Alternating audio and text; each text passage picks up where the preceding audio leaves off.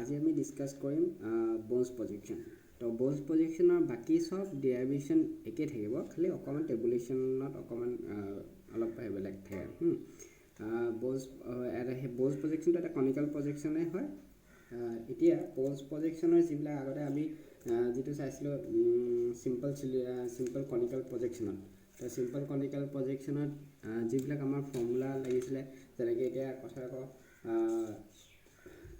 এডাল আমি ষ্টেণ্ডাৰ্ড পেৰেলেলডাল মাৰিবৰ কাৰণে আমি যিটো মানে এই ৰেডিয়াছটো উলিয়াবৰ কাৰণে যিটো ফৰ্মুলা আছিলে, চাপ'জ আমাৰ ফৰ্মুলাটো কি আছিলে যে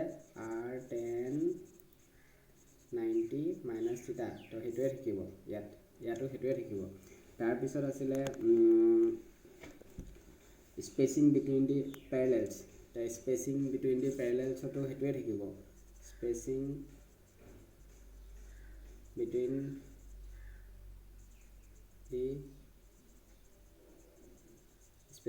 দি পেৰেলেলছতো সেইটোৱে থাকিব, টুৱাইছ পাই R ইনটু ইণ্টাৰভেল ডিভাইড বাই 360, সেইটো ফৰ্মুলাই থাকিব, একেটাই ফৰ্মুলা থাকিব আৰু ডেৰিভেশ্যনো একেটাই। তাৰপিছত আছিলে spacing between the meridians along a parallel. এতিয়া আগতে কি আছিলে যে আমি চিম্পল কনিকেল প্ৰজেকশ্যনত আমি কি কৰিছিলোঁ, যে ফাৰ্ষ্টত আমি এইটোৱেদি আমি উলিয়াই লৈছিলোঁ ষ্টেণ্ডাৰ্ড পেৰেলেলডালৰ কাৰণে আমি এটা হেৰিটা উলিয়াইছিলোঁ, আৰ্ক এটা বা ৰেডিয়াছটো আমি উলিয়াই কিনে আৰ্ক এটা মাৰি লৈছিলোঁ, এইবিলাক আমি অলপ বহল কৰি লৈছিলোঁ। তাৰপিছত নেক্সট আমি যিটো আমাৰ এই পেৰেলেলছবিলাকৰ মাজৰ যিটো ডিষ্টেঞ্চ, সেইটো আমি উলিয়াই লৈছিলোঁ। পেৰেলেলছবিলাকৰ মাজৰ যিটো ডিষ্টেঞ্চ হ'ব সেইটো ক'ৰ পৰা উলিয়াইছিলোঁ, ফৰ্মুলাটো কি আছিলে টুৱাইছ পাই R ইনটু ইণ্টাৰভেল ডিভাইড বাই 360, এইটো ফৰ্মুলা দি আমি উলিয়াই লৈছিলোঁ। ইয়াত চাপ'জ আমি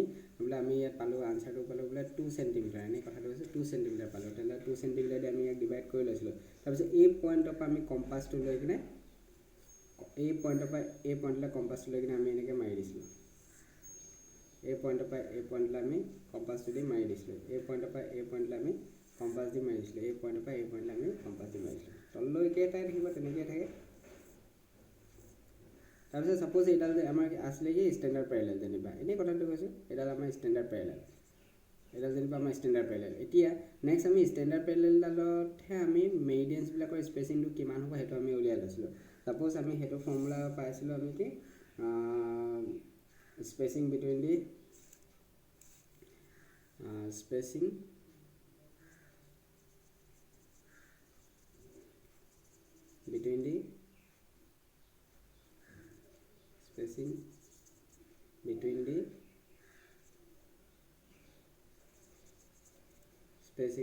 মেৰিডিয়ানছ,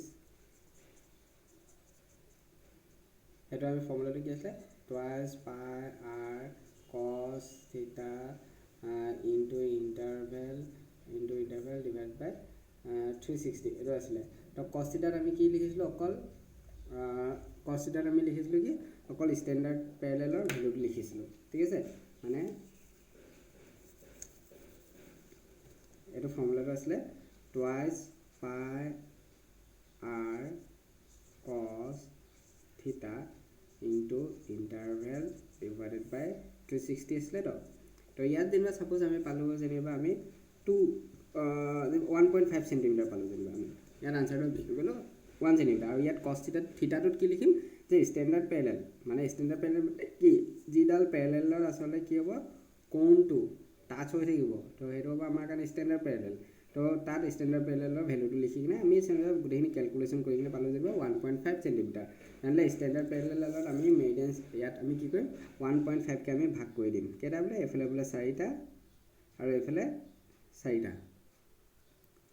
4টা ভাগ কৰি দিছিলোঁ। তেতিয়া কি হৈছিলে আমাৰ ইয়াত ডাইৰেক্ট ষ্ট্ৰেইট লাইন আমি ড্ৰ' কৰিছিলোঁ।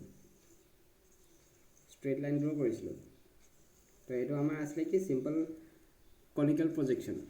মানে আমি কাৰ ওপৰত বেছ হেৰি কৰিছিলোঁ যে অকল ষ্টেণ্ডাৰ্ড পেৰেলেলডালতহে আমি ডিভিজনটো কৰি কিনে বাকীখিনি আমি টানি দিছিলোঁ। কিন্তু এতিয়া ইয়াত কি হ'ব বোনছ প্ৰজেকশ্যনত আমি কি কৰিব লাগিব, বোনছ প্ৰজেকশ্যনত আমি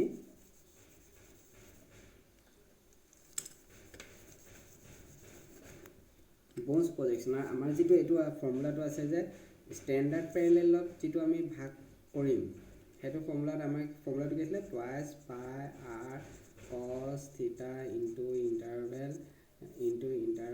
ডিভাইড বাই 360 এইটো আছিলে আৰু থিটাটোত আমি কি লিখিছিলোঁ অকল আমি ষ্টেণ্ডাৰ্ড পেৰেলেলৰ ভেলুটো আমি লিখিছিলোঁ ঠিক আছে কিন্তু এতিয়া আমি কি কৰিম ইয়াৰ কাৰণে আমি সব পেৰেলেলৰ কাৰণে আমি বেলেগ বেলেগকৈ উলিয়াব লাগিব মানে এই টুৱাইচ পাই আৰ কছ অকল ষ্টেণ্ডাৰ্ড পেৰেলেলৰ কাৰণে নহয় টুৱাইচ পাই আৰ কছ ইয়াত হ'ব মানে টুৱাইচ পাই আৰ কছ 10 বুলি লিখি দিয়াৰ লগে লগে আমি 10 ডিগ্ৰীডালত আমি যেনিবা সাপোজ 10 ডিগ্ৰীডালত আমি কিমান স্পেচিং ল'ব লাগিব সেইটো আমাৰ উলিয়াব লাগিব ঠিক আছে ইয়াত যদি আমি 20 লিখি দিওঁ 20 ডালত আমি কিমান ল'ম সেইটো লিখি দিম তাৰপিছত 30 ডালত কিমান উলিয়াব লাগিব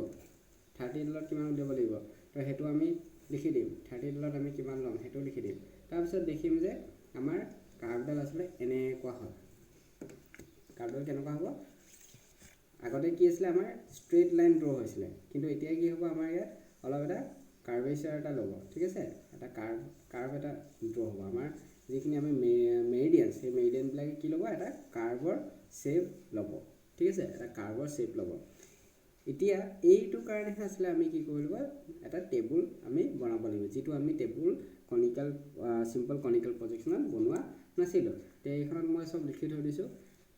বন্স প্ৰজেকশ্যন আমাৰ আৰএফ দিয়া থাকিব ইণ্টাৰভেল দিয়া থাকিব আৰটো আমি উলিয়াই ল'লোঁ 13.51 উলিয়াই ল'লোঁ তাৰপিছত ৰেডিয়াছ অফ দি ষ্টেণ্ডাৰ্ড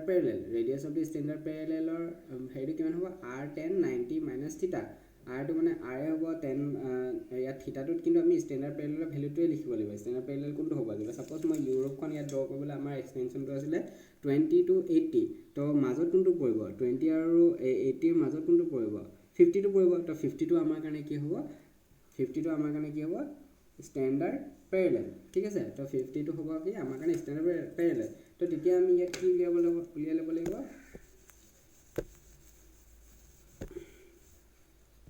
তেতিয়া আমি ইয়াত কি লিখিব লাগিব r 10 90 মাইনাছ 50 লিখিব লাগিব তো তেতিয়া আমি ভেলুটো পালোঁ বোলে এনে সাপোজ মই ক'লো বোলে আমি 7 সেন্টিমিটাৰ আমি পালোঁ বোলে ঠিক আছে তো 7 সেন্টিমিটাৰ দি কিনে আমি কি কৰিলোঁ এটা আমি আৰ্ক এটা ড্ৰ কৰি ল'ম কিন্তু এডাল অকণমান এক্সটেণ্ড কৰি থৈ দিম আমি অলপ এক্সটেণ্ড কৰি থৈ দিম তাৰপিছত আমাৰ কি আছে যে স্পেচিং বিটুইন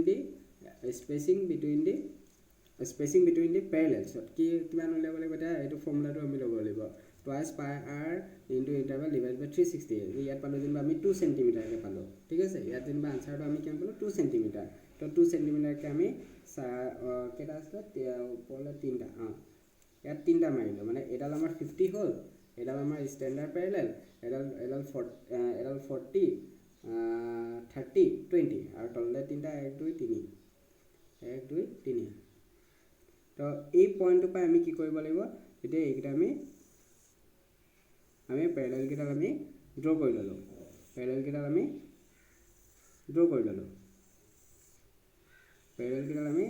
ল'লোঁ ঠিক আছে তো এইটো ইমানখিনিতে হৈ গ'ল তাৰপিছত নেক্সট আমাৰ আহিব কি এতিয়া 20 ডিগ্ৰীডালত আসলে আমি কিমান স্পেচিংকৈ আমি ল'ম মানে মেৰিডিয়ানছবিলাক ড্ৰ কৰিবলৈ মানে কিমান স্পেচিং ল'ম এতিয়া 20 ডিগ্ৰীডালত কৈছে যে 2.22কৈ আমাক কৈছে স্পেচিং ল'ব কৈছে মেৰিডিয়ানছবিলাকৰ কাৰণে তো 20 ডিগ্ৰীডাল কোনডাল হ'ব এতিয়া সাপোজ আমি এইটো 50 আছিলে ন 50 তাৰপিছত এইফালে 50 সাপোজ 50 এডাল 40 এডাল 30 এডাল 20 তো 20 ডিগ্ৰীডালৰ কাৰণে কৈছে যে 2.22কৈ ল'ব কৈছে মানে 2.22কৈ আমি ইয়াত কি কৰিম মাৰ্ক কৰি ল'ম 2.22কৈ আমি মাৰ্ক কৰি ল'ম ঠিক আছে কেইটা হ'ব সেইটো আমি চাই ল'ব লাগিব কিমান এক্সটেনশ্যনটো আছে আমাৰ ইউৰোপৰ কাৰণে ঠিক আছে এইফালে যদি সমান হ'ব লাগে 1 2 3 4 5 6 এইফালে 1 2 3 4 5 6টা মান হ'ব লাগে বা এইফালে আমি এটা কমাই দিলোঁ ঠিক আছে এইফালে 5টা তাৰপিছত 30 ডিগ্ৰীৰ কাৰণে আমি কিমান স্পেচিং ল'ম বোলে 30 ডিগ্ৰীৰ কাৰণে আমাৰ স্পেচিং আছে বোলে 2.04কৈ আমি মাৰ্ক কৰি লওঁ এইফালেও 4টা সেইফালেও 4টা 1 2 3 4 এইফালে 1 2 3 4 এতিয়া প্ৰত্যেকডালতে যে আমি মাৰ্ক কৰি যাওঁ তেতিয়া কি হ'ব এই পইণ্টটোৰ পৰা আমি যেতিয়া আনিম মানে এই শেষৰ পইণ্টকেইটা আমি যেতিয়া জইন কৰিম তেতিয়া কি হ'ব আমাৰ এটা কাৰ্ভৰ এটা শেপ ল'ব এইটো হ'ব আমাৰ কাৰণে কি বন্স প্ৰজেকশ্যন, যিটো আচলতে আগতে চিম্পল কনিকেল প্ৰজেকশ্যনত কি কৰিছিলোঁ আমি অকল ষ্টেণ্ডাৰ্ড পেৰেলেলডালত আমাৰ যিটো মানে ডিষ্টেঞ্চটো থাকে তো তাৰ পৰা আমি কি কৰিছিলোঁ এনেকৈ টানি দিছিলোঁ, ষ্ট্ৰেইট লাইন আমি ড্ৰ কৰি দিছিলোঁ, কিন্তু ইয়াত কি হ'ব বনছ প্ৰজেকশ্যনত আমাৰ কি হ'ব যে অলপ কাৰ্ভৰ এটা শ্বেপ ল'ব, ঠিক আছে। তো এইটো হ'ব আমাৰ বনছ প্ৰজেকশ্যন। বাকী ডিৰাইভেশ্যনবিলাক চব simple conical projection with 1 standard parallel আৰু 2 ষ্টেণ্ডাৰ্ড পেৰেলেলৰ লগত একেই চেম।